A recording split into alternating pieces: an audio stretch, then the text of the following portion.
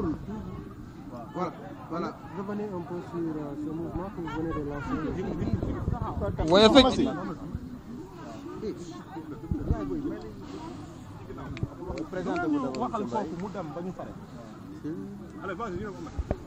Alors, aujourd'hui, le 22 juillet 2018, nous venons de procéder au lancement des activités du mouvement que nous avons décidé de créer. Nous, c'est Ahmed Mbaye, c'est Dene Bassal, c'est les mouvements Mbaye, Cheikh Tidiane Beng et tout le groupe qui accompagnait le PDS et le ministre d'État Karim Wade, qui ont décidé de mettre en place un mouvement dénommé Taxawu Jëf ak Macky, qui a pour objectif de mobiliser l'électorat libéral pour les convaincre et leur demander de voter massivement pour le président Macky Sall, qui parmi les libéraux, héritiers du président Abdoulaye Wade, a le profil qui se dégage par rapport aux autres candidats.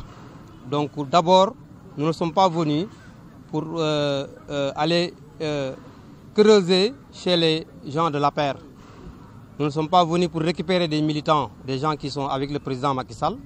Nous sommes venus apporter du sang neuf, c'est-à-dire que toutes ces personnes-là qui sont avec nous et qui seront avec nous durant tout le chemin d'ici le 24 février 2019, qui n'ont jamais voté pour le président Macky Sall, on va les amener, les mobiliser et leur demander de voter massivement pour le président Macky Sall au soir du 24 février 2019. Il est question de faire un choix. Aujourd'hui, nous sommes Thiessois et Thiès est en chantier, puisque le président Macky Sall, à travers le projet Promoville, en collaboration avec le maire de la ville Talla Sylla, est en train de construire des routes dans les quartiers de Thiès, Cité Lamy, Parcelles Assainies, R100 et j'en passe. Donc c'est une première pour ces quartiers-là qui n'ont jamais bénéficié de routes bitumées. Il a un projet de construction de marché aux poissons. Il a un projet de construction de Kër Khale initié par le maire, encore une fois, à Talla Sylla. Il a beaucoup de projets pour Thiès. Et nous lançons un appel au président Macky Sall afin qu'il nous reçoive en audience pour qu'on puisse lui apporter toutes les doléances de Thiès. Et cette audience-là, une fois qu'elle est accordée, nous mobiliserons la population de Thiès dans ces différents segments, à savoir les religieux, et les responsables coutumiers, tous les commerçants, les femmes d'affaires, les femmes de développement, les responsables politiques et toute la population de Thiès dans son ensemble pour faire face au président, lui faire part de nos préoccupations. D'abord le féliciter pour les efforts qu'il est en train de faire à Thiès, mais lui demander de poursuivre ces efforts-là en consolidant les acquis. D'abord, il a gagné le département. Nous ne venons pas pour lui faire gagner le département, il l'a déjà acquis. Mais il y a un gap qui manque au niveau de la ville de Thiès.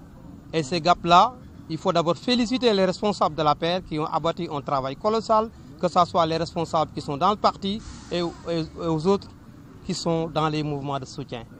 Mais il reste à combler un gap et nous sommes venus pour apporter notre pierre à ce gap-là pour qu'au soir du 24 février 2019, le président Macky Sall puisse avoir la majorité dans la ville de Thiès pour l'intérêt de Thiès, pour l'intérêt des populations de Thiès, puisque Thiès doit aller de l'avant. Dire que Promoville a réparé les erreurs des chantiers de Thiès de 2004, est-ce que ce n'est pas un peu réduire les ambitions de Thiès quand même? Si l'on sait qu'en 2004, c'était une bagatelle d'une quarantaine de milliards, comparé à 8 milliards de Promoville. Non, je pensais au fait qu'en 2004, les travaux ne dépassaient pas le centre-ville. Et les populations se sont plaintes. Les populations de Cité Lamy, de R100, de Madina Fall s'étaient dit nous ne ressentons pas les chantiers de Thiès. Et ça a été une bonne initiative de l'État du Sénégal à l'époque du président Abdoulaye Wade, que nous saluons. Mais le président Macky Sall est venu avec une autre approche. Il a écrit au maire de la ville de Thiès. Il lui a demandé de choisir les priorités des populations de Thiès. Et le maire de la ville, à travers les audiences publiques qu'il a organisées, les populations ont exprimé plusieurs fois leurs doléances. Et les populations de Cité Lamy, de R100 et des autres quartiers avaient souvent demandé la correction des erreurs qu'il y avait au niveau en 2004. C'est pourquoi j'ai dit tout à l'heure qu'on est en train de corriger. Et le maire a choisi les priorités des populations, les préoccupations des populations. C'est ça qui a amené que Cité Lamy bénéficie pour la première fois de route bitumée avec éclairage public et assainissement, et l'école Modekan va être rénovée, le poste de santé va être équipé, et les femmes de Cité Lamy vont bénéficier de financement, et les jeunes qui sont dans ces différents quartiers-là, qui sont concernés par les projets de Promoville, vont bénéficier de formation et de financement pour faire face à leur avenir. Vous avez cité 6 fois. Sénégalais, vous dites que vous êtes venu apporter du 109. Alors vous, aujourd'hui, quelle légitimité Ahmed Mbaye a pour parler au nom du Parti démocratique sénégalais, un parti qui aujourd'hui voit son candidat véritablement écarté par celui que vous soutenez? Non, il ne s'agit pas de dire que on a une légitimité ou pas. Je pense que nous avons été militants et responsables du PDS. Moi, je fais partie des gens, avec mon frère Denaba et autres, qui se sont énormément investis quand Karim Wade était dans des difficultés. Nous nous sommes investis. Et nous faisons partie des gens qui nous sommes sacrifiés pour le faire sortir de prison. Mais la loi électorale, elle est claire. Et la loi, elle est supérieure aux partis politiques, ça transcende tout. La loi dit que pour être candidat, il faut être électeur. Son inscription étant été invalidée, il ne pourra pas être candidat. Il faut être réaliste. Et nous n'attendrons pas à 2 ou 3 mois ou 1 mois de l'élection présidentielle pour amener nos militants, pour lancer un appel à l'électorat libéral de voter massivement pour le président Macky Sall. Parce que nous pensons que parmi les héritiers du président Abdoulaye Wade, c'est lui qui a le plus le profil pour recevoir cet électorat libéral, pour recevoir le vote massif des libéraux. Puisque nous connaissons les autres qui sont issus de la famille du président Abdoulaye Wade. Nous les connaissons tous et nous devons choisir. Et en politique, il faut avoir le courage de choisir quand il le faut. Ce que nous avons toujours fait. Donc nous avons une légitimité que personne ne peut contester, puisque nous avons appelé nos militants et nos responsables, et les gens sont venus répondre à notre appel. Nous avons choisi le cadre restreint. On aurait pu choisir un autre cadre pour faire une mobilisation beaucoup plus populaire, et cela est devant nous. Nous le ferons parce que nous lançons des activités. Nous serons sur le terrain pour aller discuter avec les Sénégalais, avec les proches du président Abdoulaye Wade, leur demander massivement de voter pour le président Macky Sall. Et nous sommes à l'aise pour tenir ce discours-là, puisque nous savons de quoi nous parlons. Il y a beaucoup de responsables du PDS qui partagent les mêmes idées que nous. Mais je l'ai dit tout à l'heure, tout le monde n'a pas le courage de choisir tout de suite. Nous ne faisons que montrer la voie. Et d'autres suivront, et l'avenir est devant nous, et vous verrez. Vous faites référence à M. le maire Talla Sylla, celui-là qui a eu à recevoir une vote sanction des militants de son quartier, de son centre de vote, de son bureau de vote. Vous pensez-vous renverser cette tendance ou vous pensez travailler mieux que Talla Sylla? Talla Sylla n'a pas été sanctionné puisque il a gagné son centre de vote. Non, le centre de vote ne lui appartient pas. Écoutez, il ne faut pas qu'on fasse de l'amalgame. Écoutez, là où il a voté. Là, il n'est pas le seul responsable non, je parle au Sénégal à avoir perdu dans son centre de vote. Un centre de vote ne se résume pas à un quartier. Le centre de vote d'Abdoulaye Yakhine, il y a d'autres personnes qui habitent Grand Standing qui votent là-bas. Il y en a qui habitent Madina Fall qui votent là-bas. Il y en a qui habitent Cité Lamy qui votent là-bas. Il y en a qui habitent Grand Thiès qui votent là-bas. C'est un grand centre qui reçoit beaucoup d'électeurs. Ce n'est pas seulement le centre du maire Talla Sylla. Et l'essentiel pour nous, Talla Sylla est sur la bonne voie, c'est un bon maire. C'est un maire qui a les mains propres. C'est un maire qui est venu assainir la mairie de Thiès. C'est un maire qui est au service exclusif des populations de Thiès, puisque nous considérons que c'est un bon maire et les Thiessois ne nous démentiront pas. Puisque un maire qui a peur de sa population n'ose pas organiser des audiences publiques, il l'a fait au moins 5 ou 6 fois. Et il s'apprête à organiser les journées médicales de Thiès le week-end prochain.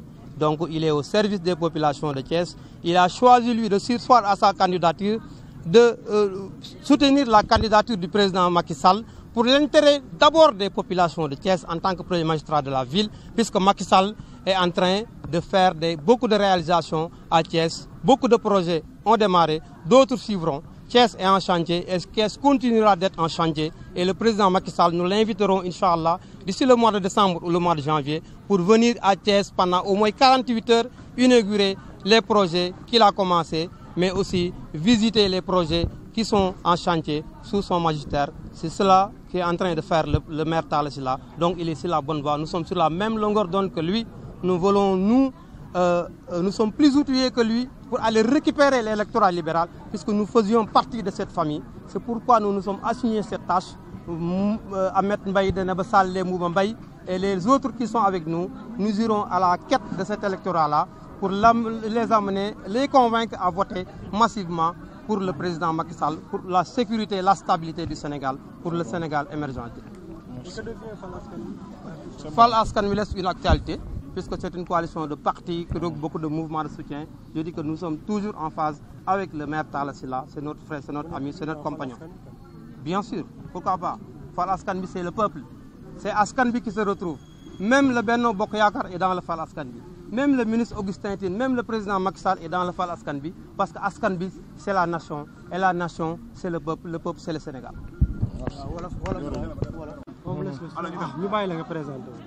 Man Dene Bassal laa tudd nekk co-coordonnateur bu mouvement taxaw jëf ak Macky.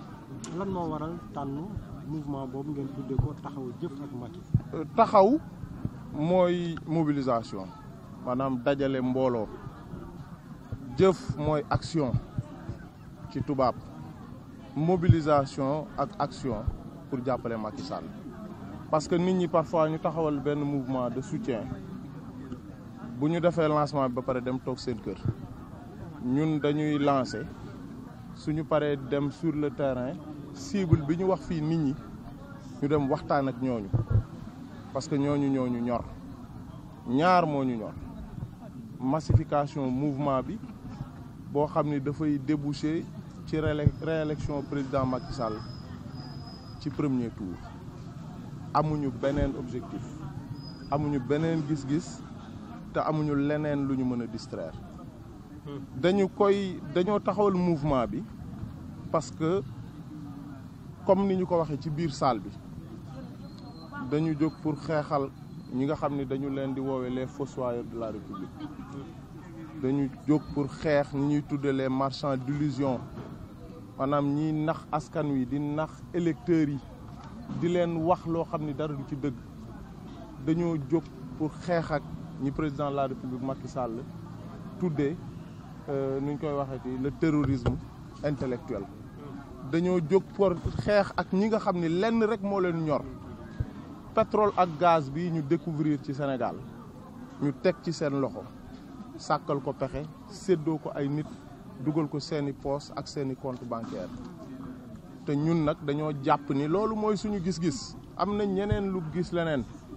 waaye ñun daal suñu gis-gis suñu mouvement ak ñi ñu àndal mooy dañoo gëm ni lii ñu wax lépp pour ñu xeex ko président Macky Sall la ñu war a àndal jàppale ko pour mu gagner dès le premier tour.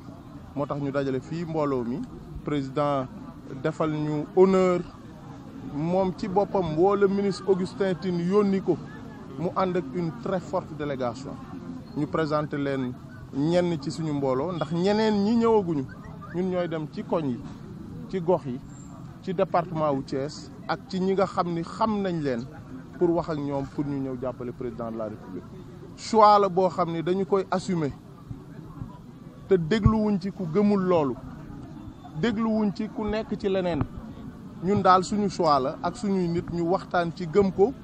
dinañu dem waxtaane ko nit ñi ko gëm ànd ceeg ñun ñu dem jàppale président Macky Sall pour mu gagne voilà. alors Dene Ba yéen ngeen bokkoon ci parti démocratique sénégalais ñenn ñi parce que xam naa ci ñu bàyyi carrément. ñoo xam ne dañ doon gelé seen activité ñoo xamante ni reconnaître ñu seen bopp foofu.